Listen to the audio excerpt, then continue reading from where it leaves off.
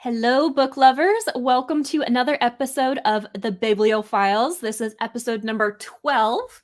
And today we have the BookTube channel, Kristin Kraves Books. Welcome, Kristin. Hi, thanks for having me. I'm so excited. I watch all of these, so I know the drill. I love them. I'm so glad that I haven't scared you off yet. No. That means a lot that you're still willing to come join us and be interviewed. So yeah, who knows after this? Maybe I'll stop watching. You never know. Yeah, we'll see after the would you rather questions. That's what I'm worried about. I know. Yeah. They're not that bad. I mean, I may have stumped myself a little bit when I was drafting up these questions for you, but we'll see. They might be easy for you. We'll see. Yeah, and I'm not afraid to admit defeat if I can't answer. Well, I'm gonna push you to still try and answer because I'll try. I know. Well, if for those tuning in and watching, if you're new to this series, the Biblio Files, what we do is we go through a list of 10 interview questions. And I was very generous and I sent Kristin these questions ahead of time. So she had some time to prepare, even though they're not the easiest questions. Some of them are still kind of difficult. But we'll go through 10 interview questions to get to know Kristin as a reader, her preferences, her favorites, all about reading. And then we go on to 5 top secret would you rather questions, all bookish related. And we're going to see if we can make Kristin choose between 2 difficult choices. So looks like Kristin, you have some friends. Hi, Miriam. These are my loyal friends here. Yay, no admitting defeat. Yeah. Yeah. You have to be sure that we make her answer. Carol Marie reads, hello. Oh, awesome. Hello. Carol Marie was another guest on the Biblio Files. So thanks for joining. You get to enjoy Kristin answering these difficult questions today. Oh, well, Kate Coy, we will for sure give you some insight. So, and yes, be sure to subscribe to Kristin's channel. Kristin, why don't you tell us a little bit about your BookTube channel for those that haven't seen your videos yet? What can they expect to find on your channel? I think of all the questions you ask, this is always the hardest one because it's like so awkward to introduce your channel. So my channel is Kristin from Kristin Kraves Books, and I think I read and I'm open to trying all things. Right now, you're going to expect me to be co-hosting a lot of readathons. So that seems to be what I'm doing right now. It's a lot of sit-down videos, recommendations. Every month I do the most anticipated videos for the next month. Those are my favorite videos to film and research. So that's mainly what's going on over there these days. And you have the coolest monthly wrap-up videos, I have to say. So that's a newer thing. Yeah. I really love it. So for those that haven't seen them yet, they're kind of vlog style. So it looks like you read a couple books and then you like come in that moment and you talk about it and your reaction and the details are fresh in your head. And then you like stitch them all together in one video that's posted like end of the month to recap your reads, right? Yeah. And I think my friend Kristin from Kristin's Fully Booked, shout out to her, started doing that. She did one video like that. And I thought that was genius. And I do find even when I'm editing, I'm like, oh, I'm saying everything that I want to say about this book that I wouldn't have remembered, because by the time I'm editing it, I'm like, I forgot about that. I forgot I felt that way. So it is really helpful and it does work and people seem to enjoy them, because I think wrap-up videos can get tedious to do as like a booktuber and even as a viewer because they're long. Yeah. So at least the scenery changes. I change an outfit, you know what I mean? Mixes it up a little bit. And it's all still fresh. So it's like my right then and now thoughts. Yeah, I like that. And because you could see like the enthusiasm and the passion, whether it's you liked it or didn't, it's fresh. Yeah, so that comes across. It all dies down. Yeah. Thank you. Yeah. That's I'll continue doing those. That's what I like. Cool. Well, let's start off with some of these questions. So as you know, Kristin, because you've seen these videos, the first 3 questions I ask everyone just to ease you into it and get to know you a little bit better. First question, what are you reading right now? I'm actually reading This Cursed Light by Amelia Thied. It's the sequel to This Vicious Grace, and Maria in the chat and I are buddy reading it, but she already finished it, and I'm halfway through it. And so I just love that book. It's YA fantasy romance. It's so good. And I'm co-hosting the Reindeer Readathon, so it's very Christmassy. Oh, so nice. I'm also reading a Christmas romance, A Cat Cafe Christmas by Cody Gary, because I saw cats. And there's a cat right here staring at me as I hold this up. So I'm a huge cat person. So this is just cute. They're falling in love at this cat cafe. And it's about adopting the cats out and stuff. It's just really endearing, like a Hallmark Christmas movie. It's really sweet. Does it have like really good Christmas vibes? Very good. And sometimes you read a Christmas romance and it doesn't feel Christmassy enough. I think this one does it. So that's good. I'm enjoying those. Oh, awesome. Awesome. What is your most read genre and subgenre? I looked this up on the Storygraph because I wasn't even sure myself because I read it. So my top 3 for this year are fantasy, romance, and horror. So those are my 3 genres. And then obviously within those, I would say cozy fantasy. Okay. Yeah. Anything with witches. Is that a subgenre? It is to me. If there's a witch in it, I'm going to read it. And then for horror, it's more like gothic horror, haunted house, that kind of horror. I love think those are probably. And if their house is sentient in any way, I'm going to read it. I love that. Even I've read some romances that are fantasy that have like sentient houses. I love that. So anything like that. Is there an example of that? Well, I just read The Witchwood Knot by Olivia Atwater. She wrote Half a Soul. Oh, yeah. Okay. Yeah. And so that one just came out in November, and it's one of my favorite books of the year. And it's a romance in there, but it's also a little horror. But the house, when she walks into it, it bites her. And I'm like within the first 5 pages, the house wants her to leave. It bites her. I'm like, oh, I'm going to love this. This is for me. I love that. I love when the house is a character, but that's a character mix. Yeah. And it's instead of the house being haunted by ghosts, it's haunted by fae. So it's kind of fun. Ooh, interesting. Yeah. That really does mix it all together. It's different. There's that's a buddy read, right, Maria? Your buddy read? Yeah, buddy read. She finished it this morning at like 5 a.m. or something. And we started it yesterday. It came out yesterday. Oh my gosh. It just came out yesterday. Yeah, and it's 448 pages or something. Okay, so it's not that bad. Well, it is for me. 448 is long. Oh, 448. Oh, I missed that. That's 448. Came out yesterday. Finished it this morning. That's a bit much for me. Couldn't keep up. Yeah. Well, you said you're enjoying it though, so that'll make it fly by. I love it. Yeah, I love it. Do you have a 5-star prediction, you think? Are you allowed to tell us the secret? Yeah, I think so, because the first one is one of my favorite books ever. It's good. It's good it's holding up then. It's good it's holding up. So you're setting the standard of speed reading. Yeah, she messaged me last night and said, "Are you far enough that I can spoil this? Because you probably are." And I was thinking, I'm not. I haven't had time. Well, you better catch up. You've got homework after the Biblio Files interview. Yeah, I do. That's my plan. And there's no audiobook out yet. That's always a struggle for me. Yeah. Do you like to are you pure audiobook, or do you do immersive reading where you like listen to it while you're reading the page? I do both. But for this one, I would have wanted to immersion read it. But it's not, the audiobook's not out till January, and I'm not going to wait. So yeah, I got the ebook because I pre-ordered a special edition that's not here yet. So it's a whole thing. I spent a lot of money on this. I know. Dang, you're going to have all the editions. I know. I better love it. I'm going to need to look into this now. You're going to convince me to go book shopping after this. I know. And I'm like so precious about this book because I've recommended it to people and not everybody loves it as much as Maria and I. So I'm like protective of it, but I want people to read it still. That's always so hard, right? When you're like, if you hate it, just don't tell me. I'm like, if you hate it, you didn't get this recommendation from me. You heard it from somebody else. Yeah, well, if you hate it, you just didn't understand it, right? I mean, that's the bottom line. You're just wrong. That's all. Yeah. Okay, so I thought this next question would be the hardest, but it sounds like it might be kind of easy for you. What is a favorite book of all time? Well, it's not that book. Oh, okay. I love those books. I just read my new favorite book of all time. Daughter of the Forest by Juliette Marillier. This came out in the 90s and I missed it. And I've had so many people tell me, Kristin, this is such a you book. If there's one book you're going to love, it's this. You have to read it. I finally read it. It's the best book ever. Is it fantasy? It's fantasy, not cozy. You would think it would be cozy with this, but it's a Six Swans. You know that story? Mm-mm. Where it's an evil stepmother kind of trope. And she comes in and she turns our main character's 6 brothers into swans. And in order to break the curse, she cannot talk until she completes this task. So we're following her from her childhood throughout this whole time. There's also a romance, but there's like content warnings. There's a very graphic essay scene in here that's on page. I just want to point that out.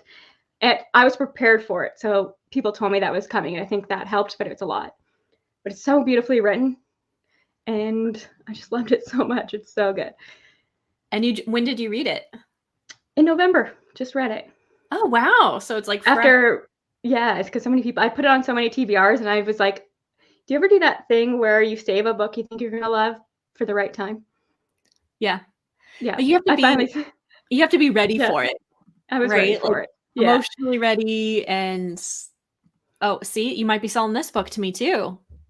Yeah, it's really good. It's really good. Interesting. Okay. Yeah. Okay. It's added to my TBR, guys. I have to do it now. That always happens from this question. I hear like the interviewees talk about their favorite book, and I'm like, sold. And it's always a book you don't expect them to say, I feel like. Yeah. I wasn't really expecting that one, but I don't know if I saw it. I don't know if I saw it in your wrap up. So it would have been near the very end, and that was a long video. Yeah. It was like the last book I read in November, but it beat out this book. This is my favorite book of all time. Never Let Me Go by Kazuo Ishiguro. Ooh, what is that one? This one is hard to talk about. I don't even want to tell you the genre because it spoils it. Okay. But it's almost like dark academia, and you're following this character who is an orphan, and she's growing up in this boarding school, and you follow her and her friends throughout all their lives, but something very different's happening behind the scenes that I don't even want to say. But it's fantastic. How does it make you feel like when you're reading it? What's the tone of it? It's dark. Okay. Yeah, and it's like it brings up a lot of moral and ethical questions. Ooh, I love moral and ethical questions. So that's me too. That's what we'll get your wheels spinning and start thinking about this situation. It's really good. Ooh, it's like you've intrigued me. Very mysterious. Mm-hmm. I think Kate Coy, I think that was about the last book, the Swan one. Yeah, the Daughter of the Forest. It's a lot. It's good though. Yeah, I agree with you. Happily Ever After. Kristin always reads such a variety. Like, oh my gosh, I always get great recommendations, things that I haven't heard of before, and then across so many different genres too. So yeah, because I think I'm just open to trying things. I always say, like, somebody asks me to join a buddy read, I'll try it. I'm open to it. Like something with April, actually, we were doing the Mate Games. Have you heard of that series? Mm-mm. It's very, very smutty fantasy, like paranormal romance. And that is so not me. But then I read that series and it was so much fun. So I'm open to trying. If somebody asks me to join something, I'm down. I'll try it. So awesome. Yeah. So do you DNF if you're not enjoying it? Do you DNF books? I do. And I always say I should talk about my DNFs more. Like in my wrap-ups, as I'm DNFing them in those vlogs, I should say, like, I DNF this, but I never think to do it. I just move on. Yeah. But I should really, because I think you can learn a lot about somebody's reading or maybe a book for reasons why they DNF'd it. Maybe that's why you want to pick it up. Yeah, you know what I mean? Think that'd be a good idea. And I'd be curious, like, how far you get into it when you decide to DNF it. So yeah, I've never been somebody that DNFs at like 50%. It's pretty early on usually. But unless something like really bad happens, but that doesn't happen very often for me.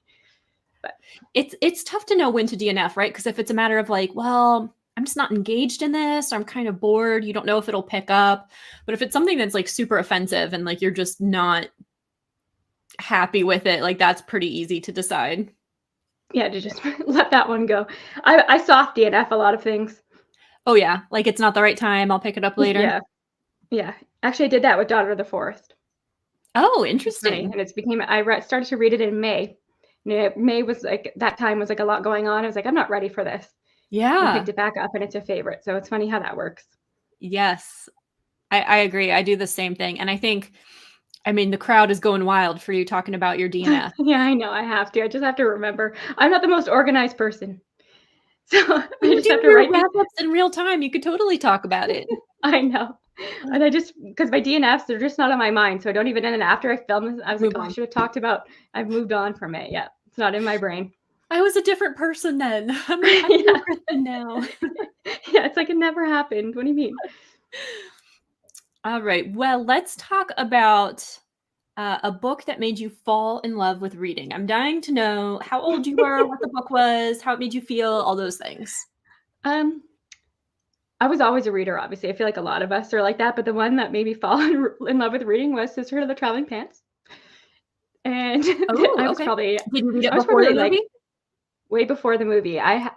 My favorite bookstore, I went into that bookstore and she recommended me that. I was probably 10, and I thought that sounded ridiculous, but she was like pushing it on me, so I brought it home. And it was only the first one was out at this time, so it was very early on.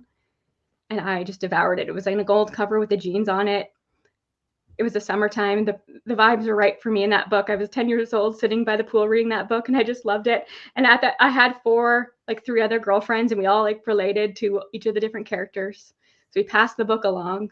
So Aw, Sisterhood of the Traveling Book. it was just the traveling book, and it made me is the book that made me like talking about reading with friends too. You know what I mean? So it probably like Yeah. led to this. Yeah.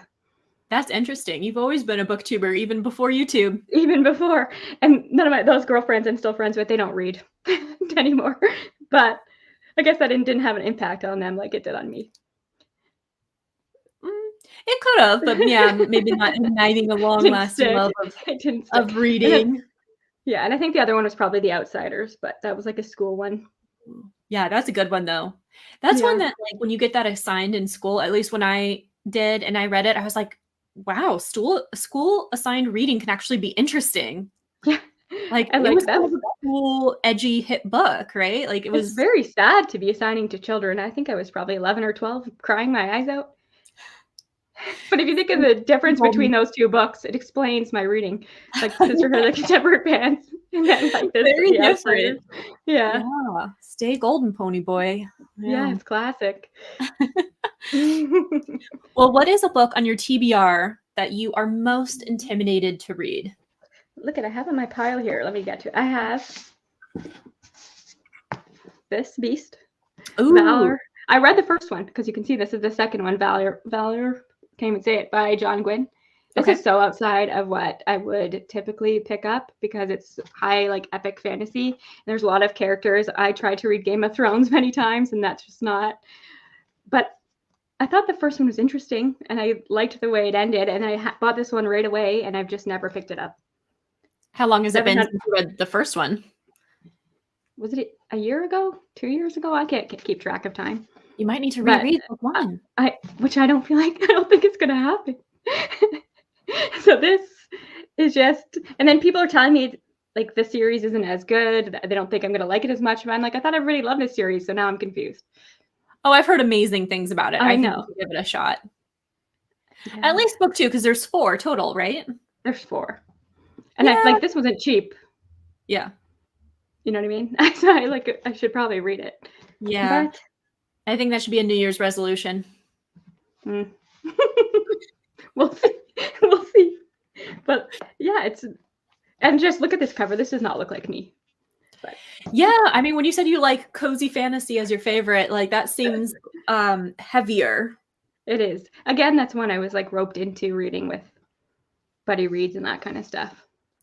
Well, kind of the community of reading influence us to pick up things that we wouldn't normally. But I mean, even you just said like it inspires you to pick up books you wouldn't have picked up on your own, and then you love them. So you never know. No, it's good. Yep. And I did like the first one. So, but this is definitely my most intimidating. And I also have, look at all these options. I love the 5th season. So I don't know why I've never continued on with the series. There's something about it that scares me because it's like this, you have to really sit with it, I think, and pay attention to it. And I'm all over the place. So like to really sit there and think about it and analyze it, I have to be in the mood for that. And I just haven't been in the mood for that in a while. As much as I adore N.K. Jemisin and the 5th season, I just haven't continued on. And people don't seem to talk about those 2 books as much as they talk about the first one. See, I disagree. I think they talk about it as a set. Because so I read the trilogy this year. Oh, you did? And the story, is all one in my head. Like all 3 books are the 5th season story to me. Like the first book is really just an introduction. So much happens that it's like I can't separate them out. Yeah, I probably have to reread the first one then to have it like the whole and marathon them all as one. I just have to be in the mood for it. You really do, and you're right. Like with N.K. Jemisin's writing style, like you have to focus on it. It's not an audiobook you can throw on when you're like out running errands and start, stop, or like multitasking. Like I think you really have to be in it. And the second perspective, like the second person perspective, you have to get used to it. But now that I know how everything plays out, I think a reread will probably make me appreciate it even more. Yes, that's a good point. Yeah. I think that trilogy really benefits from a reread. Yeah. Yeah. Decoy's really impressed you read Malice. Yeah, there's Is a it lot of characters. characters? There Oh. are a lot of characters. Is And it like different POVs or just a lot of characters we meet? different POVs, they're all over the map. Not everybody's in the same. They all have different allegiances, so they're all on different sides, and it's kind of hard to keep. And then there's lots of different characters within all those POVs. So it's a lot. You almost need to write it all down and that kind of thing. Take notes. Yeah. Yeah, kind of important. I'm trying to read trilogies at least within like the same month or like Yeah, the same 2 or 3 months, because it really does get hard like the further you remove yourself from the story. Yeah, I've always been terrible at keeping up with series. That's something I'm working on. Another New Year's resolution. So many of them that I won't stick to. Like I do those 23 books to read in 2023. I haven't looked at those videos all year. Like I'm just terrible. You need to be better at that kind of stuff. Well, you should do a video like doing an audit of it and seeing like how many of them that you have read. Yeah, just embarrass myself. Just call myself out. I always have good intentions at the start of the year. I've never been like a New Year's resolution person though. Yeah. Well, Maria can help you out. Binge more series. But it's reading is supposed to be fun. Like if you have to force yourself to sit down and read the series, like it makes it a job almost. It does. So you have to be sure that you're still having fun, like reading the series. Yeah, and I just to stay in the same story for that long sometimes can get tedious for me. You know what I mean? Yeah. Especially like for something like Malice, where it's going to be thousands and thousands of pages in the same story. I just find it can be a lot. Well, and I find like sometimes I'm just like satisfied after book one. Like Yeah. it wraps up well enough where I feel like there's like the story's concluded. I'm like, I'm good. I don't need to. And a lot of times I find book one's my favorite. So because I like a setup. Yeah. You know what I mean? I like to get introduced to the world, and like if there's a romance, it starts in book one and they get together in book one. I like the slow burn of things. So by the time you get to other books in a series, that's all played out already. You've missed all that setup. It's even in a book. I like the start of a book more than the middle and the end. I just like the start. It's the potential of like where it could go. So I think I agree with you. Like I have no problem starting a book. I could start 5 of them today, but then like picking it up when it's like 50% in, I have a couple of those that I'm like in progress and I'm like, It's funny. No, sometimes it doesn't even matter how much I love a book. But I think part of it is like you're thinking of what you're going to read next, which is probably not the smartest thing. But you have such a big TBR pile. It's like, okay, when I'm done this, what am I going to pick up after this? And it's like, I should probably just focus on this right now. Yeah, there's so many. And then what's hard about being on BookTube is like you see everybody else's enthusiasm for what they're reading, and then you want to pick up that book next. Yeah. Yeah. It's so easy to get distracted by other books. Absolutely. Bex reads. Oh, one of my favorite people. And another previous guest of the Biblio Files, too. All right. Well, let's torture Kristin with question number 6. What is a subgenre you are least likely to read? It's like a subgenre or maybe even a trope or... This is the question we talked a little bit about behind the scenes because it's hard for me because obviously I won't read anything. I said like my first thought was grimdark. I don't know that I've ever actually read any grimdark or anything. Well, does Poppy War count? I don't think so. Because all these fantasy subgenres are confusing to me. But again, if somebody said to me like, "Oh, I know Joe Abercrombie's grimdark. Let's do it, buddy," I'd probably do it. So I'm open to that. But extreme horror was one we talked about, and I don't think I will ever probably try extreme horror. Because I've learned about the kind of horror that I like, and it's more gothic, it's more haunted house. It's not super gory. Like cozy horror. More cozy. And I like social commentary in my horror, but I don't really know. I'm pretty ignorant to what extreme horror is. So I can't really comment on what the content is, but I just know it's going to be super graphic and not for me. So I think that's probably, and dark romance. I don't like anything too dark, but Yeah, that makes sense. Yeah, so it sounds like it's least likely that you would read it. Like you wouldn't gravitate towards someone if they said, "Oh, this is a grim dark," or "This is an extreme horror," or "This is a dark romance." But like if you heard more about the plot, if you heard more about why someone likes it, if they were like, "Hey, let's read this together," you'd be open to it. I would, yeah.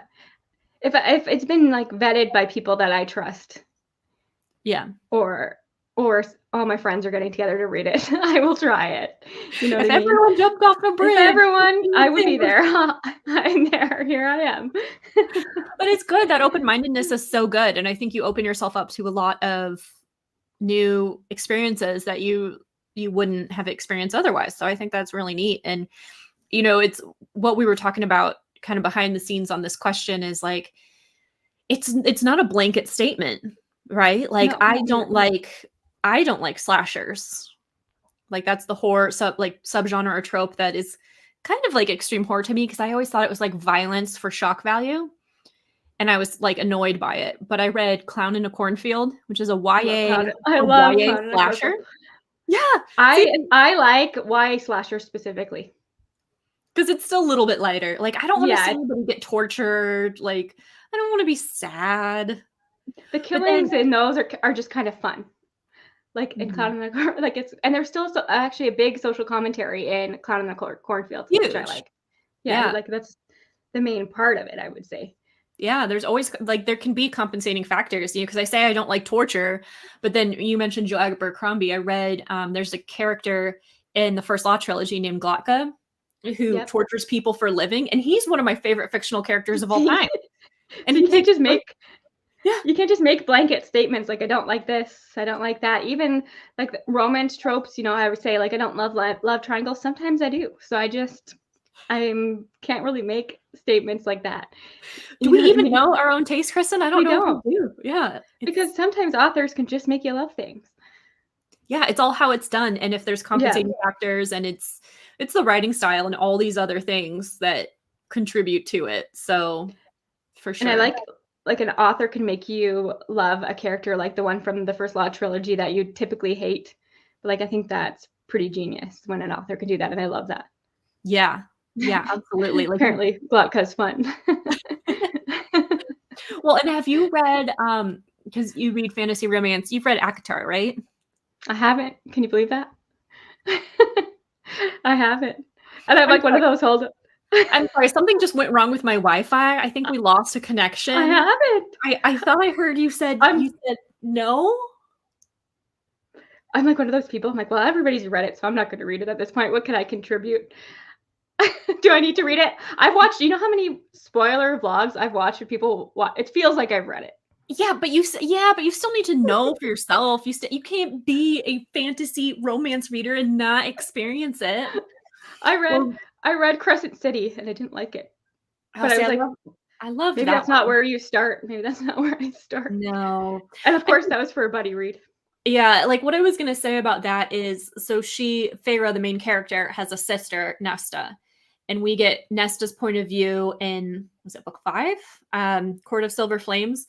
And I was going to say that like I hated her with a violent passion in all the other books. And so I was procrastinating reading her POV because I'm like, she can sit on a cactus. I do not like her. And then I read it and I was so hooked. I read 700 pages in like 2 weekdays. Wow. So it's like how an author writes a character, it can really change my mind. Yeah, if you get their perspective, you start trying to understand them more. Yeah, Miriam, I think we need to bully her. It needs to be a vlog. She can't read ACOMAF without reading ACOTAR first. Like you have to have the foundation to feel. ACOTAR, I already know all this, and then people love ACOMAF, but they don't love the first one. I've watched so many spoiler reviews. It feels like I've read it. I know how the second book in that Crescent City series ends. I know everything. I'm spoiled. Because I feel like I have to be in the know. But I don't actually want to read them. Like we can have like you could do a vlog, like a skeptic's point of view reading ACOTAR. I mean, but I agree with Happily Ever April. Don't need to read Throne of Glass. It's it's even heard that. difficult to John. See, John, we got to bully her. We can do it. We can do it. And that's a good point, Bex Reads. The graphic audios could be really fun. Oh, I don't think I even knew that there were graphic audios.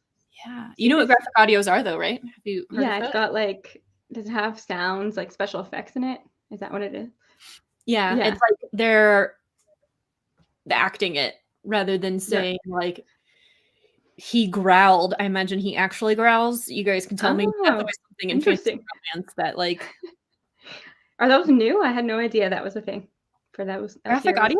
You know, I haven't listened to one. I don't know if it's just new because I'm hearing it on BookTube, but I think the first Murderbot book just got a graphic audio, and I've been wanting to listen to that. I want to try it. Yeah, I haven't tried it, so I need to know. See, you said Buddy Reads can convince you to do anything. No. So Bex Reads asked a question. I'm dying to know your answer. What do you think about Why Choose? I've only read that one series, The Make Games is Why Choose, and I loved it. Yeah. But yeah, I was like so surprised because I didn't think that would be something that I like. But what I actually liked better than the romances was the interactions between all the guys. Yes. Because absolutely. They form like bonds and stuff. So it's like, I'm kind of into, like, I liked those relationships more than I actually cared about their relationship with the main character. And it's fun because we read them all together and we all had different favorites.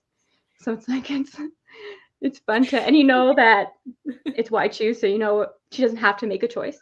Mm-hmm. Like, it's not like your standard love triangle where she has to make a choice. She just gets to keep them all. So no. See, I'm ruined for love triangles now because I'm like, why can't you just have them all? Have them all.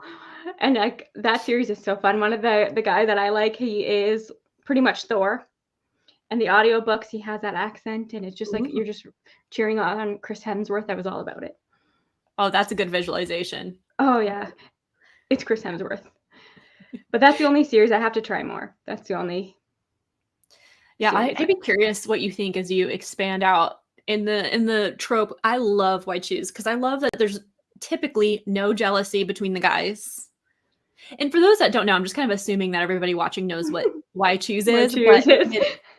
It's multiple partners. Usually it's one girl and several guys, but I've kind of read where there's like 2 girls involved too. So I don't know what the different things are, but typically it's one girl and several guys. And I like it because like each guy has their own identity and brings something different to the table. So like their chemistry with the female is different. And the guys are never jealous. Never. I love that. They're good at sharing. So and in this series, they had their arguments, but it was never about her. Yeah. That is true. Okay, this is fantasy, Bex Reads. So this is our idea of fantasy.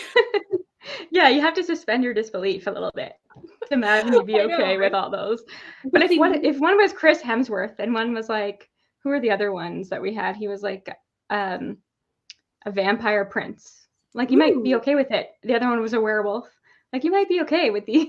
These are not your standard dudes. Yeah, it's a good idea because when one is irritating you, you just go to the next one.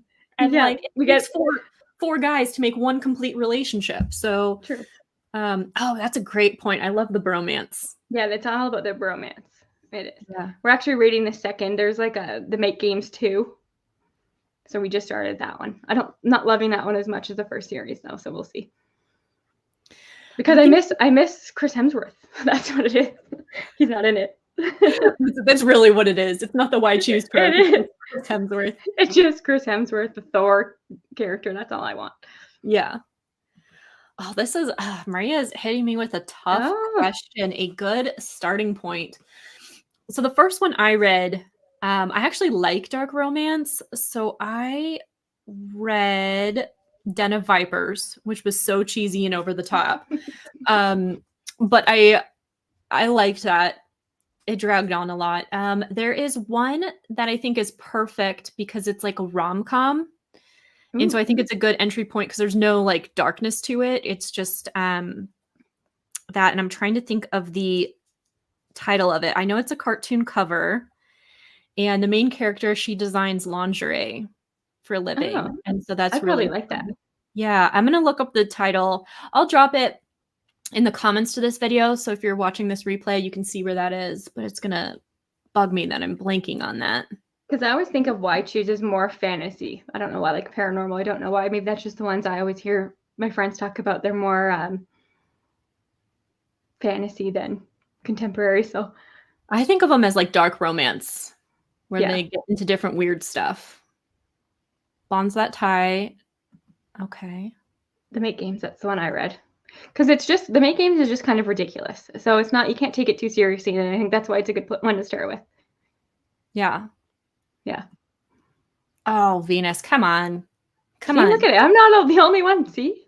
You I don't just even think I'm outnumbered here. I think a lot of people haven't read it. I'm surprised. You just have to know, right? Yeah. Oh, man. All right. Well, now that I'm disappointed in all of you, question number 7. If you could have dinner with any author, alive or dead, who would it be? I love this question. It would be T. Kingfisher. Ooh, good answer. I follow T. Kingfisher on Twitter. I am part of her Patreon. I am obsessed with her. I love T. Kingfisher so much. And I would just sit there and listen to her talk all day. She knows the strangest facts about nature and stuff. And you can tell when you read her books that she's like really nerdy about that stuff. And I love that. And she always gives us little updates on her Patreon. And her Patreon's like 99 cents a month. And she gives you these things and you get access to her free ebooks for her self-published stuff. So like a book just came out on Tuesday and she gave us that for 99 cents a month. Yeah, it's amazing. I love her. So she's always got good little anecdotes and I would just think she's brilliant. So it'd be fun to, and I can picture like going to her house for dinner and she'd cook me something very strange and I'd be all about it. But it would be delicious, right? It would be delicious and amazing and she'd have all these facts about it. I just think she's incredible. Yeah, I agree. I love the variety in her books. And it's so funny because my friend Andrew Scott does stuff. I made him read The Hollow Place. And I love the one I haven't got to yet. Oh, man, it's so good. So good for that. It's pushing the line with cozy horror. I think it could be because it's kind of scary, but I didn't feel like it was very graphic or like make you lose sleep at night. So I think it would be your brand of horror. Yeah, that's kind of what she did. I loved The House with Good Bones. Definitely like cozy. And I love her retellings. I'm not a huge like Beauty and the Beast retelling, but her Beauty and the Beast retelling is one of my favorites. So she's amazing. So obviously, I have to read Hollow Places. Yeah. It's everybody's favorite. My favorite is actually A Wizard's Guide to Defensive Baking. Ooh, interesting. Okay. So did it read YA to you? Like, did it feel young? It feels, she's actually more middle grade if you actually, because I think she's 12 or 13. But what I liked about it was she's put in this situation where she has to save everybody, as often happens in these middle grade, and she's mad about it. And she calls out adults like, how am I, this 13-year-old, the one that has to save the world? You all failed. And like, I love that she's calling them out because that is ridiculous that always happens. And her magical power, she's a baker. And I love any book that has food in it. And love food descriptions. I love food descriptions so much. And her companion is like a sourdough starter named Bob. and her army that she raises, like a gingerbread army. It's just so fun. And actually, gingerbread, now is the perfect time to read that book. Yeah, I was gonna say, I'm like that might be kind of spirit. How about Sword Heart? Have you read that one? Not yet. So I feel like a fake fan. I've read the first 2 books in that bigger world. Like Sword Heart's part of a bigger world that she's created. So I've read the first 2, then I have to read Sword Heart, and then she's got Paladin's Grace, that series after that. Because I know in one of your videos you said that you love a talking sword. And I love a talking sword character. And I think that's what Sword Heart, I haven't read it. I just put it on my wish list actually. But I think this is a talking sword, right? So Is it? See, I don't know anything about it. I don't know. April, I do love a talking sword. It's a talking sword, right? Isn't it like, I don't want to say anything and spoil anything because I haven't read it. I don't know if it's a spoiler, but I think it's a sword with a personality that talks. Okay. I love that. We're definitely going to be adding this. So Kristen's going to be reading ACOTAR. She's going to be reading Sword Heart. I'll read Sword Heart. I was actually thinking of making a video of like books I'm not going to put on my TBR anymore because I keep putting them on my TBR and never reading them. Sword Heart is at the top. Okay. I'm just going to read it when I get to it because I have to stop saying I'm going to read and then I'll get to it. It's one of those, it's just like The Daughter of the Forest. I put it off because I think it's going to be my favorite T. Kingfisher, and I'm not ready. Yeah. Well, and I feel like I'm going to love it too. And so I'm like, I know I want to own it, and I know I want the hardcover, and it's like $30. It's hard to I put that find. on my wish list. I'm like, I'm going to wait. I'll wait a little bit, see if it goes on sale. I feel like they have to do a special edition of that book eventually. Or maybe I missed it. Like, I'd love a really nice copy of it. Yeah. Okay, so it sounds like it's not a sword that's alive. It's a man that like shifts or like pops out of it, or a knight. Oh, I can get into that too. I like that too. It's cursed inside the sword. Okay. Oh, I love that. That's so fun. And she has a romance with the guy in the sword. I love that. Yeah. Okay, we're sold. You guys sold us on this one. But yeah, that's a really good answer, T. Kingfisher, because I was thinking about this. I think I did like a weekly reading vlog, reading her books, and I'm just blown away at what she can create and how much variety between her books. Like they're not similar, but like kind of like they're similar in that they're borderline cozy, right? They have extreme sarcasm. I like that her characters are a little bit more mature. Like I've seen they're like in their 30s a lot of times, except for maybe Defensive Baking. So maybe even a lot of variety there. But I like how she does horror. I like how she does fairy tale retellings. I like how she does fantasy. So yeah, she's amazing. And you can always tell when it's her, even though it's like a completely different genre. Like she has such a specific voice. And I love that. And I love her sense of humor. I just think she's amazing. Definitely. It's like I don't follow a lot of authors. I don't not like huge fans of authors, more of books, but she's like, I love her so much. Oh, that's a cool. Yeah, and the only author I follow on Patreon. I just think she's amazing. Yep. Yeah. She has a romantic lead type. Okay. Okay. She does. And even her main characters, I feel like they're a type. That's true. Okay, so I guess there's similarities with those. Yeah. But I never get bored of it. I just love her. Yeah. Absolutely. Absolutely. All right. What is a book that you bought that you will not end up reading? You know what it is? It's gonna be my Fairy Loot subscription, because I get those things and I never read them. I was talking, actually, Kate and I, we decided we're gonna buddy read every Fairy Loot book we're gonna get this year. We haven't read one. I haven't read a single Fairy Loot book I got this year. You guys. I'm still catching up from last year. Terrible. But what I know, a lot of those I still want to read. One I know I won't read is Book and Night. Oh, okay. Because look how pretty this is, though. That's gorgeous. But the reviews of this are terrible. So, and I've never read anything by Holly Black before. But that surprises me. Yeah, I've never read. What's her Prince, right? Cruel Prince. That's her series. Yeah. YA. I've never read that. But I love like the character art in here and stuff. Ooh, that's gorgeous. Yeah, and the thing is, in Canada, like I know in the States, it would be easy to sell this for the price that I bought it for. But in Canada, there's really not a market for that. And we don't have Pango or like Macari or any of that stuff. So I can't so it just sits here because it's just so pretty. But that stinks. I mean, it looks pretty like in your collection, but it stinks. They have so much room. Yeah. I know. I mean, if you could find a way to sell it though, like even on like Facebook marketplaces, you'd probably sell it pretty easily since there's no like competition.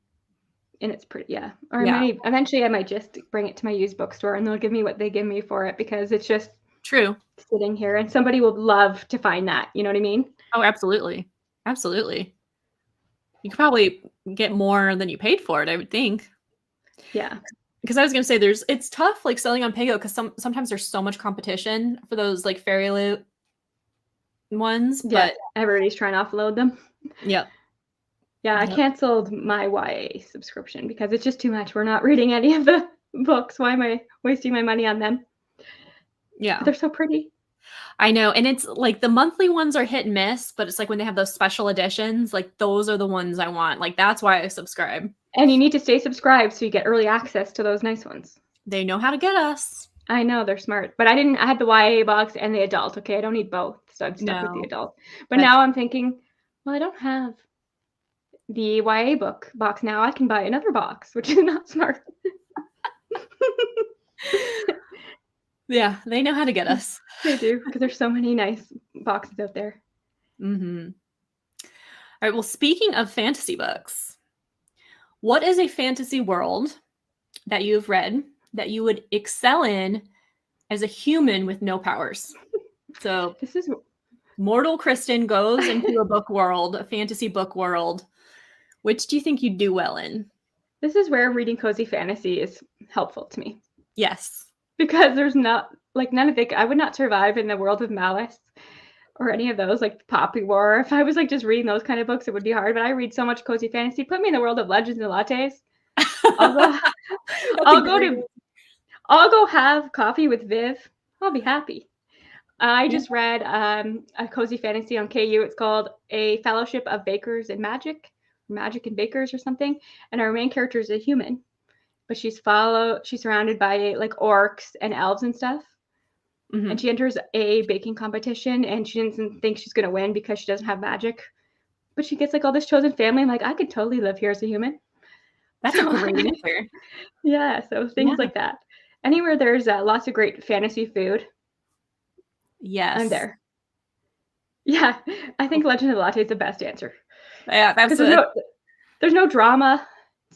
There's no war. No, right? It's all very simple. Yeah. Yeah. How interesting. Yeah, because I think about this. I'm like, gosh, okay, my cardio is embarrassing. So I don't need like dragons or anything I need to run from. I wouldn't be able to fight with a sword. So I would say like Hunger Games. No, I wouldn't. Oh yeah, I wouldn't survive. Not like, absolutely not. I wouldn't want to try to survive either. Just let me go. It's not me. Let me go. I don't want to be tortured for all this time just to not win. Yeah, like because I can get a paper cut and I'm like, I'm out. I'm over. Yeah, these are just not. I'm not one of those. Yeah, one mosquito bite and I'm toast. Yeah. I'm not like an outdoorsy person. I wouldn't be in the forest of the Hunger Games with all the bees. I know. Just put me in a coffee shop. I'm good. I think that's a fantastic answer. I would like to copy your answer. It's the safest answer, that's for sure. Yep. Yeah, it's true. Yeah. It's very high stakes with this stuff. Unless you're in a cozy, low stakes, that's the whole vibe. So it's perfect. Mm-hmm. Well, switching gears back to romance, what is a spicy scene pet peeve? Something in the writing style in a spicy moment that you don't like? Okay, confession, I skip a lot of spicy scenes. Like if there's too much spicy scene, unless it's ridiculous, I'm about it. I love a ridiculous spicy scene. Like I just read Dear Monster Claus, where he is Santa, but he's a dragon. And I won't say on your channel, but let's just say there's peppermint tasting involved. Anyways, so if it's ridiculous like that, I think it's fun. If it's too serious, I skim it. So my biggest pet peeve is when the important plot moments are happening during the spicy scene. I hate that. Where they're like having important conversations during that spicy scene. I'm like, oh, I have to go back. I missed something because something important happened while I was trying to just skim read this. And I don't like pet names, like really cringy pet names, like baby girl, petal. Like it just, the one I'm reading right now is Petal, and I'm like, I can't handle Petal. It's too much. Oh man. Well then I should warn you about some Christmas romances I've been reading this week where it's like Sugar Plum. Yeah, it just takes me right out. Not Sugar Plum. And especially when they don't call them that any other time, just in that moment, you're suddenly pulling out Petal. I'm like, I can't. Yeah, I can see that. I can definitely agree with you on that one. Baby girl was my cat's original name. Oh my gosh. But do you know what her cat's name is now? What? Titty. You're definitely going to read that in some spicy scenes. Yeah, it makes more sense in those. But to go from baby girl to that is hilarious. Yeah, that escalated quickly. Yeah, not even the character. But see, that's what bugs me. Like, I hate when it's I have a difficult time with fantasy romance. Like, I like fantasy and I like romance, but combined is challenging because it's like there's a war going on and literally you cannot get your hormones in check. Yeah. That's where I kind of struggle a little bit. That's where I can just like suspend my disbelief because I feel like I'm good about coming to a book knowing what it's going to be, where it's at. So I'm like, I can accept that this is a fantasy romance. This is what I'm going to get. But some of the fantasy romance I read is pretty good about that. Like it's pretty good about it's a danger bang. You never know. You got those emotions. You got to get it out somehow. Oh man, I don't know, guys. A celebration of life. You could die tomorrow.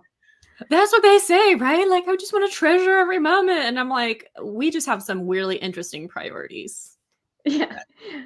This is why maybe you have to read more of YA fantasy romance. Yeah. Yeah, I think that's fair. I just read the Aurelian Cycle, which is like YA fantasy with dragons. Yeah. Yeah. And I'm like, I kind of like that. It's amazing. Yeah. I've only read the first one, of course, but I did love Fireborn. Oh, wow. Could you imagine in the middle of an actual battle? I can. I'm sure that exists. I feel like sure that exists. Stuff is. No. I don't know, guys. I feel like there could be a better use of time in the middle of like war and stuff when all this is going on. Like Iron Flame was a great example of that kind of stuff. But I've decided I'm not reading Iron Flame. I think I'm done. Yeah. I don't think you'll miss much. I gave 4 stars to Fourth Wing. But yeah, Fourth Wing was fine. Yeah. Yeah, I gave Fourth Wing a 3.5, and then I just had a friend spoil everything that happened in Iron Flame. I'm like, it's never going to happen. I'm not going to read it. Just tell me. And it sounded ridiculous. I'm like, okay, I'm good. Especially because it's going to be like 5 books or something. How are they going to stretch that out? Yeah, I don't know what I'm going to do with that. And I'm hoping it's just like middle book syndrome and like it gets better. So I'll give book 3 a shot, but I don't know. I might just audiobook it rather than buying them. I don't know. But then it drives me crazy, my OCD, like not having a full set of books. Do you have the sprayed edges too? So you have to pre-order them. Yep. So that you make sure. But I think because this one was so rushed, maybe that's part of it. Because I do think that I thought I saw the 3rd one doesn't come out till December 2024. So there's more time to actually listen to feedback maybe and make some changes. Because I understand wanting to push it out while like the hype is high, but maybe that hurts you in the end. True. Well, yeah, I agree with you, Carol Marie Reed's like oh, it was bad. Yeah, I don't think you're missing much by skipping that. You can skip that one and just go to ACOTAR and that'll be fine. No, I don't know about that. I read ACOTAR in January or something. Yeah. I'm not easily influenced. I think you and Venus Escapes to Read should do like a collab on it and do like skeptics try ACOTAR. ACOTAR. Yeah. At least book 1 and 2. I'd be curious what you think. Yeah. It's one of those ones like I always, you go to the beach and you like to spy on what people are reading. It's always ACOTAR. Yeah. And Colleen Hoover. Oh, so like, I know. These are obviously the books that are like popular outside of the little bubble that I'm and it's not just in BookTube where people love ACOTAR. It's like a huge, but I mean, I love it, but I have complaints and I have criticisms for sure. Like I hate Feyre.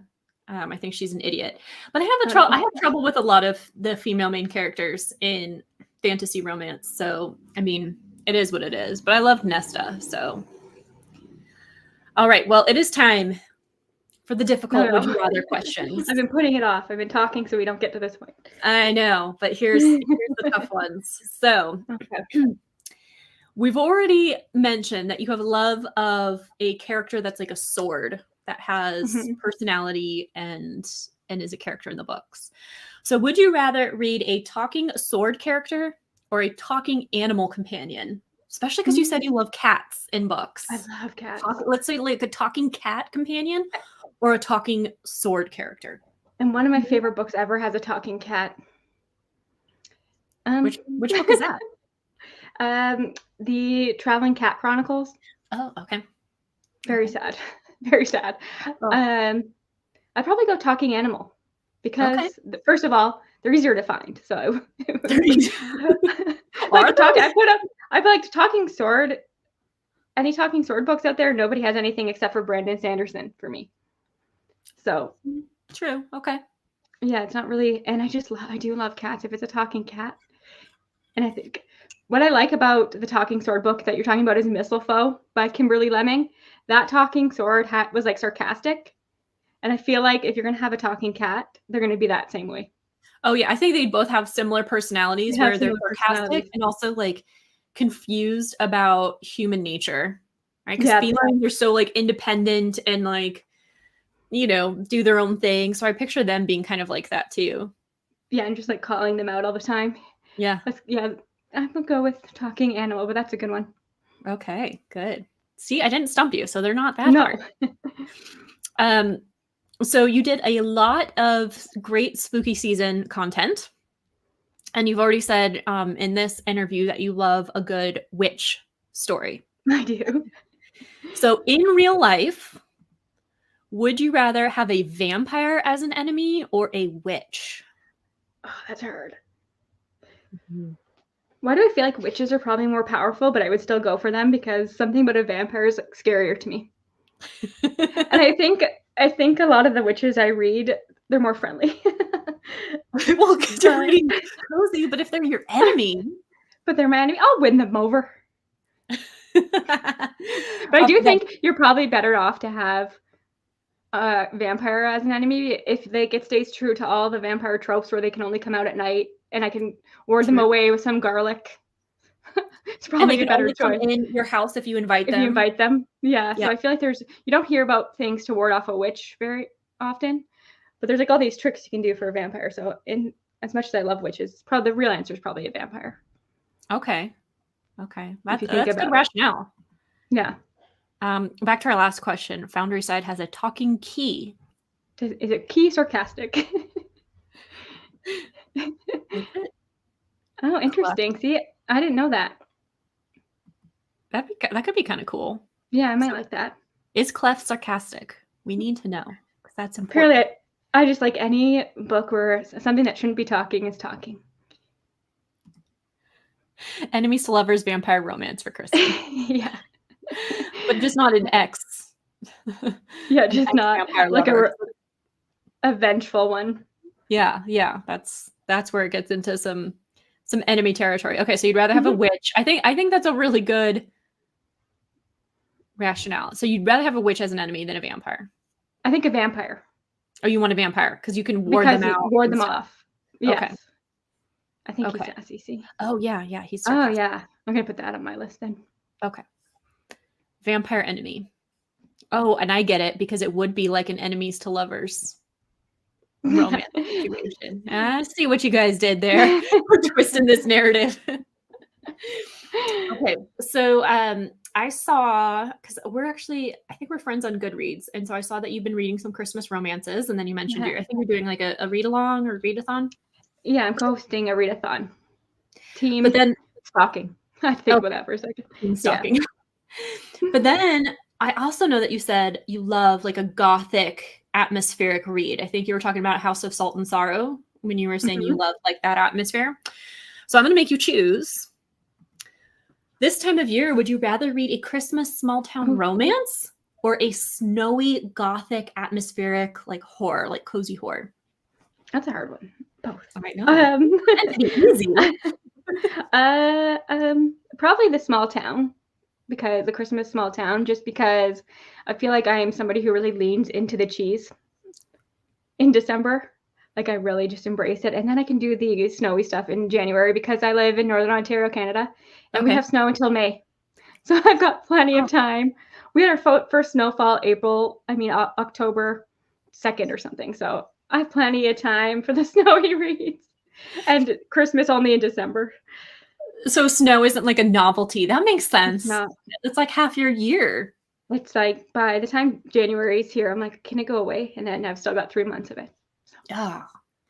See, I live in the desert, and I've probably seen snow like twice in my life.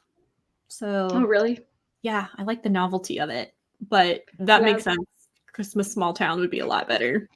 And I love small town, anything. Yeah. Oh, me too. That's one of my favorite. Is that really a trope or just a setting? But I love it.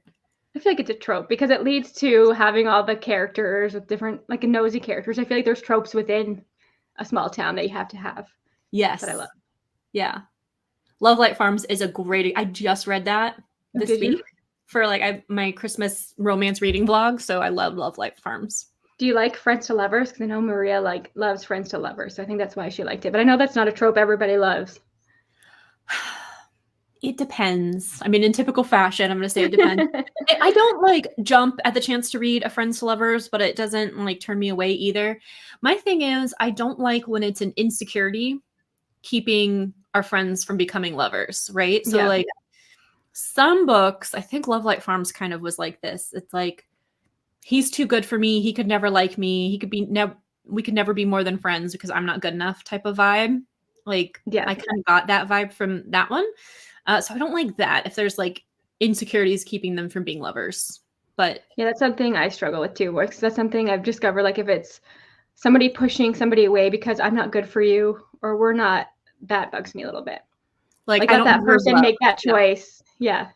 Yeah, exactly. And it's like in a friendship, it's like if you reminisce on all the things in their friendship and they're like, dude, you're in a relationship. They've been doing all this cutesy romantic stuff. Why are you so insecure? So yeah. And sometimes I just like a platonic friendship that doesn't have to be something more, and you don't get that as much. So like sometimes I'm iffy with Friends to Lovers, but I can really like it if it's well done. Yeah, like a good platonic friendship. I think that's underrepresented in books for sure. See, Hannah loved this series, but just tried to reread it and decided to put it down for now. Oh, the Love Light Farms. See, it's funny how like it's just your mood or the time you read something, like you love it and now it's not hitting the same. Yeah, definitely. Have you read Warbreaker? No, but that's the talking sword. Somebody just commented on my video saying you have to read Warbreaker. I've never read anything by Brandon Sanderson. That would be a great place to start. That's fantastic. Yeah, and it's I liked it because it's epic adjacent, because it's like there's an impending war, right? Okay. But it's not like we're in a war and battling kingdom. It's like we don't want a war to happen type of thing. But there's some romance in it. There's there's such sarcastic characters. Is that one outside of the Cosmere? Or is it part? I don't think so. I think it's in the Cosmere, but that whole thing confuses me. Yeah, I'm newer to it. But I just read Warbreaker in November, and it was my favorite read of the month. Oh, good. So good. And I think based on a lot of the things you said that you like, that you would really, really love it. And so if there are Cosmere references, I was never lost. Like I always knew what was going on. And the magic is very intricate, but he like layers it in like piece by piece. So it's easy to follow along. So I think you'd really like it. Yeah, I've been curious about just to try something. You can't be on BookTube and not want to try Sanderson, I feel like. Well, you can say that, but then ACOTAR, I have different answers. Well, ACOTAR, I don't know why. That's like I'm like a hipster about ACOTAR. I can't read ACOTAR. I don't know why I have that wall up about ACOTAR. It's silly. Yeah, I haven't read the Stormlight Archives. I'm going to do that in January. But what I'm learning about Brandon Sanderson, and Warbreaker is a great example. It has great magic. It's not always happy. Like some sad things happen, but there's this layer of humor and sarcasm at times that kind of like lightens your overall mood. That just really makes it perfect. Like there's this god, because in this world there's gods that run this kingdom, and he like doesn't want to do his job. He doesn't want to be a god and like rule these people. And he's like, can you just tell everybody I'm sick? I'm sick in bed. And his person's like, you're a god, you can't get sick. Well, tell them I'm hungover. He's like, you don't get hangovers either. Absolutely awesome sarcasm. Yeah, that sounds like that is like sarcasm. That's my humor. So I'd probably love that. Yeah, I think you would. See, for as much as people talk about Sanderson, I don't actually know what his books are about. So that is interesting. Yeah, that'd be a good one to start with. Or Tress of the Emerald Sea. I think you'd like that one. That's I think I'd like that one too. Yeah. Radiant I agree. Friends to Lovers, romance. That is such a good book. I read that because of Becky, and it's amazing. And it's not. They're like disgust to lovers. It's like I've never read anything like that before. Where they're put up. She's talked about it so much. Oh, yeah. They're like so unattracted to one another, but then they like build a friendship. And it's just so great. I love them. Yeah. Scared to risk a strong friendship after, yeah. That's okay. So this is about Love Light Farms. Yeah. She doesn't want to lose the friendship after she's lost so many people in her life. But I mean, 10 years they were friends. I don't know. I don't know.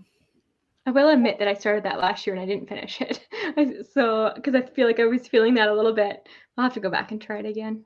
This is the perfect time of year. Great Christmas vibes. I mean, it takes place on a Christmas tree farm. It's hard to top that. Yeah. Trader Witch series has the best cat companion. I think that's Why Choose, right, Hannah? Is Trader Witch Anybody series looking? I think it is. I can't remember now. Far more approachable than Malice, so then I have a better chance of liking it. Yeah. Bex reads. We're not going to talk about that. Not going to talk about that. Which book? Try again. Try Warbreaker. I think you'd like Warbreaker, Bex reads.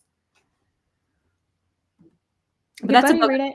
That's a book that I would push on everyone. Well, and just Kristin, it's like it fits your brand so much of like the coziness. Yeah. But I would not call it cozy. It's not like the intense epic stuff that lots of war and darkness and that kind of stuff. Yeah, and I was Googling talking sword books, and the only thing that came up was that. So it's just a sign I should read it. There's just not a lot out there, and I love it. Yeah. It's an absolute great one. Yeah, it's such a random thing to like, but but I love those little things in books that stand out. So, all right, well, let's go to the next. Would you rather? Would you rather read a strong sister bond, which I know you've said in your videos that you really like, or a found family bond? See, you watch my channel. You know what I like. I did some research. That's why it takes me so long to come up with these questions, because I go through and I just stalk all your videos. See, I like sister bonds because I don't have a sister, I have a brother, and I find that relationship really interesting, but I'm going to have to go found family. I love like a chosen family. Yep. Because I think that the people that you choose to be in your life, like that is such a strong, meaningful thing. And actually this Cursed Light that I'm reading right now, that has some of the best chosen family in it. And that's why I love it so much. So I just love, because sisters, you're stuck, you're forced to be with that person, which makes it interesting to see that relationship because it can be complicated. But a found family, like somebody you choose. Yeah, Becky, so many books have sister bonds. Well, see, and I'm not even gonna sit on this comment for too long that she tried Warbreaker and couldn't do it. We're gonna oh, you did? That didn't happen. Well, Becky and I, we don't always agree. But that's the fun thing about like not only reading, but like the whole community around reading is that we could read the same words on a page, but our experience and our perspectives make us interpret it differently, and it's a different experience for all of us. So I love talking about books because it's like totally different perspectives on all these things.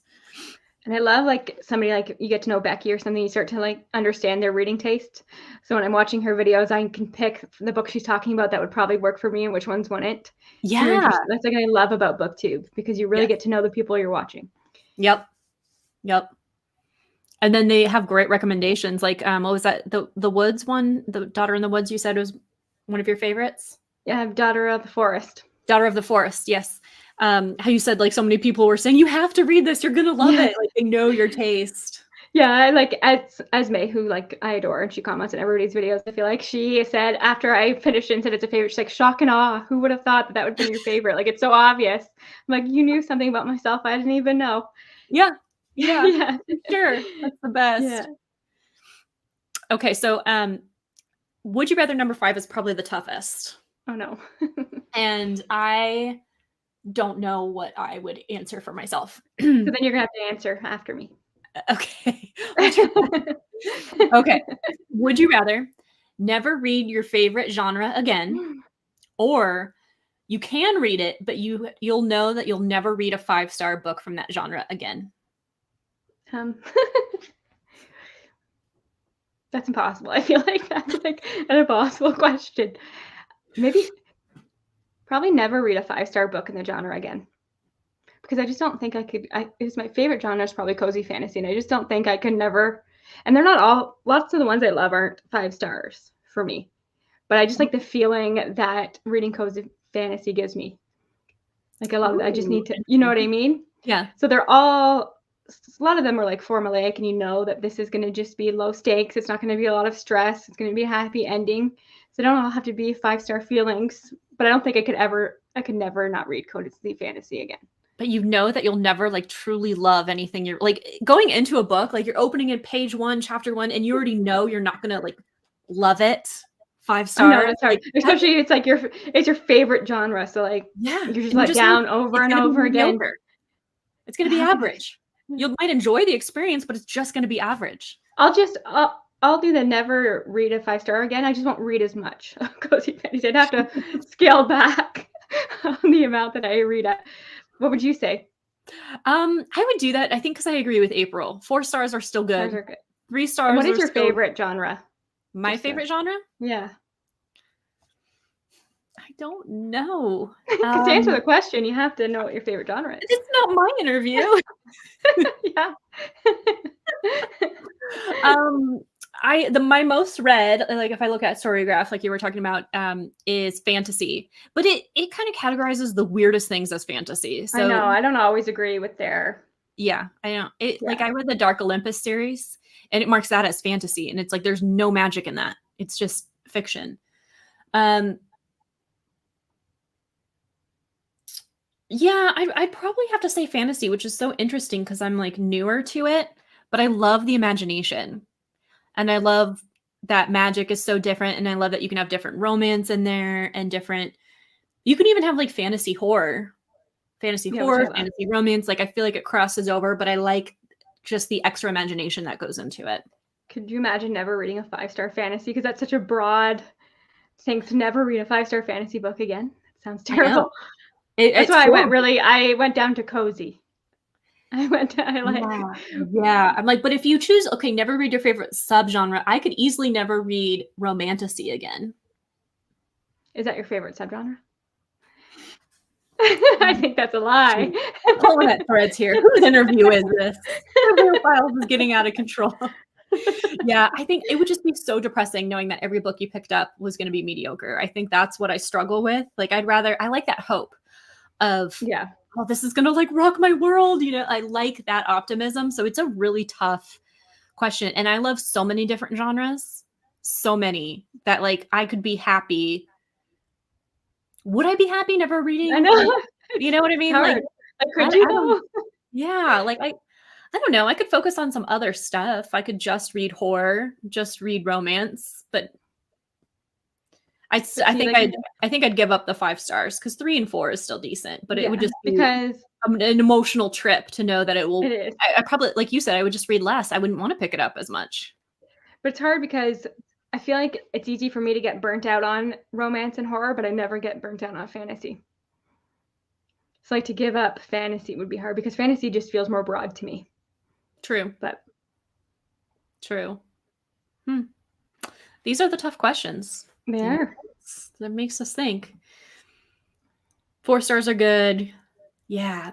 See that, like that high of like getting like something that just like shakes you to your core, that like shocks you or you relate to you on such a huge level. It is evil. It is evil. And I'm not somebody, I give out 5 stars. Like I fall in love with things pretty easily. So for me never to have a 5 stars, it's probably had to be pretty bad. Yeah. Like I'm not stingy with my 5 stars. You know what I mean? Meaning I give them for different reasons, right? Like sometimes I just enjoy it so much, but I recognize it's not a perfect book. Yeah. Or sometimes I realize it's a masterpiece. Like my enjoyment wasn't 5 stars, but like it was so well done that I respect it. So I'll rate it 5 stars. So like I'm all over the board. I don't care. I'll give out a 5 star easily. Me too. And that's something like we said, you have to come and meet a book where it's at. Like you can't compare like the Poppy War 5 stars to my Mistletoe Talking Sword romance 5 stars. Yeah. Even though they're, you know what I mean? You can't. So it's like a different scale. I don't know. I'm not stingy with them. So that would there'd be a lot of books to miss out on if I did that. And a 5 star might not be a favorite either. Yeah, exactly. Right? Like I'm a hypocrite with my ratings all the time. Me too. I go through my 4.5s or like my 4s. I'm like, okay, but this is a favorite of the year. but it's not a 5-star, but this 5-star is a 5-star, but it's not a favorite of the year. So how does that make sense? Yeah, it But doesn't. it makes sense in my head. Yeah, it's just a feeling. Yeah, it's just, Yeah. So I totally agree. Yeah. Well, that was it. That wasn't so bad, right? no, it was good. Those were fun questions. Yeah, I didn't even stump you. You were able to answer every single one. You ask me tomorrow, and the answers might be different. That's the beauty of it. I know.